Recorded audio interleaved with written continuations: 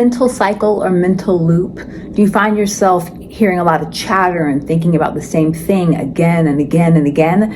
Then if so, this video is for you. Mental cycling or mental looping is a very painful experience that every person I know, including myself, has experienced to a high degree. It's when our system somehow perceives some kind of a threat.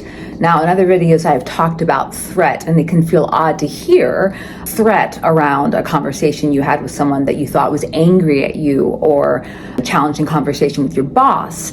And your intellectual mind knows that there's no threat. But however, based on your historical core conditioning and your belief systems and your nervous system, a threat is often perceived in a lot of areas where we have some limitations, where we really need to grow more and expand. And when that threat is perceived, the mind goes a little crazy in the sense that it can't focus on anything else. When there's a high level of fear involved, and fear is individualized. What I might be afraid of is different than what you're afraid of, all right? Because we have different histories.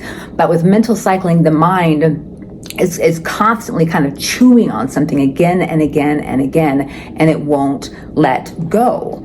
So one thing that's important to know about mental cycling is that mental cycling and trying to control, or being in a space of control, are tied together. Mental cycling breeds control, because what happens is that you're either thinking of something that happened in the past that feels painful. Perhaps we're sad, or we're angry, or we feel like we were disrespected, or whatever it is, or this is very normal and very natural. There's something coming up in the future that we're very nervous about. Perhaps it's a job interview, or again, a conversation with a spouse or a boss, or we feel someone's angry at us. Whatever that is, the mind, what it does is it tries to think of every single scenario, every single possible thing that could happen, every single outcome. It tries to devise that, because the mind feels that if it knows the outcome, it feels safer. What the mind despises is ambiguity. What the mind hates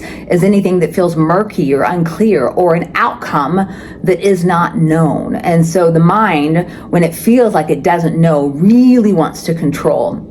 And we can really feel ourselves shift into trying to control things when our fear is high, when mental cycling and rumination are high.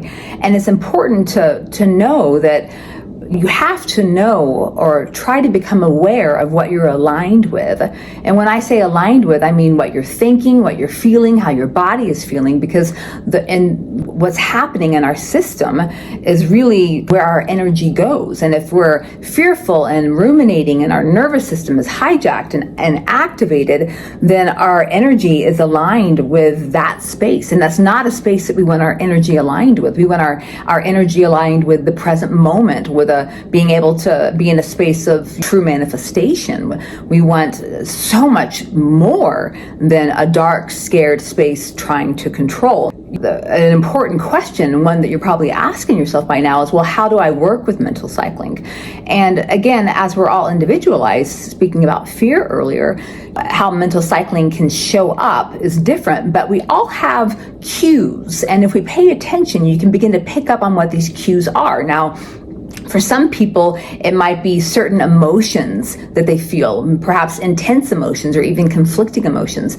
For other people, again, the mind becomes really active. There is a really high level of chatter, of an inner narrative, of dialogue, of questions, of actually conversations, of hearing yourself say things or finish sentences or things like that. For other people, there is a high degree of their body feels a certain way. For other people, they find that they're engaged in certain types of behaviors. Perhaps they're engaged in more avoidance or distraction because their mind is in a space of such fear or pain. So there's all different kinds of cues, but it's really important that you begin to notice your cues, because we can't work with anything unless we're aware of when we are in that space. So with any kind of consciousness training, what we're trying to do is become aware of when we are engaged in something like mental cycling or mental looping, and begin to move that awareness backwards so we have more power over how long we are engaged in that space. So I say this a lot. I think having a notebook or having a place that you write down, again, Again, this doesn't have to be complex. This doesn't have to be hard. It doesn't have to take a lot of time.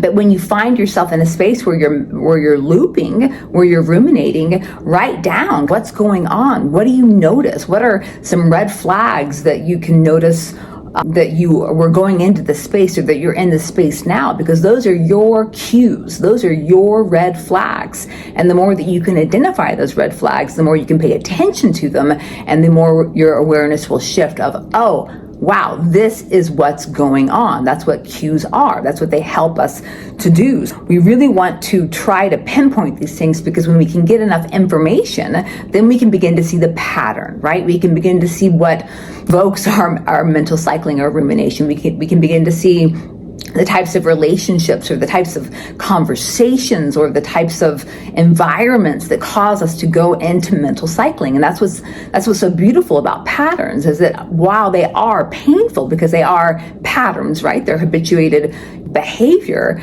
With a pattern, we can begin to watch out for it. We've taken information, we've created cues or red flags, and from those we've begun to see patterns, right? We're growing in our sense of being able to identify this. And once we have some patterns, then we really, really know what to look for. And what's cool is that when we begin to get into a space where we know sooner than later, oh, I'm going into the space, I can feel it, whether it's in my body or what I'm emoting or my mind, I know I'm going into this space, whatever it is for you. For some people, it's more anger. For some people, it's more sadness. For some, it's more fear or anxiety. For some, it's more stress or overwhelm. Again, this is individualized.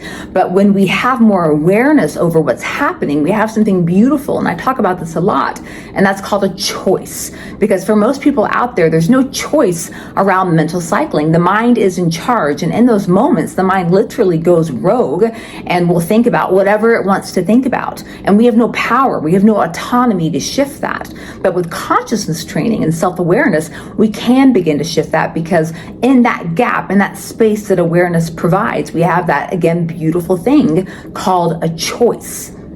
And what I love is whether it's a practice, yoga or meditation, or whatever practices you find that help you to feel connected and centered and grounded, you will begin to find that you have more power over where your focus goes. Because again, most people don't have any power. Their mind literally is in charge over what they're thinking 24/7, and that's not a life that we want to live.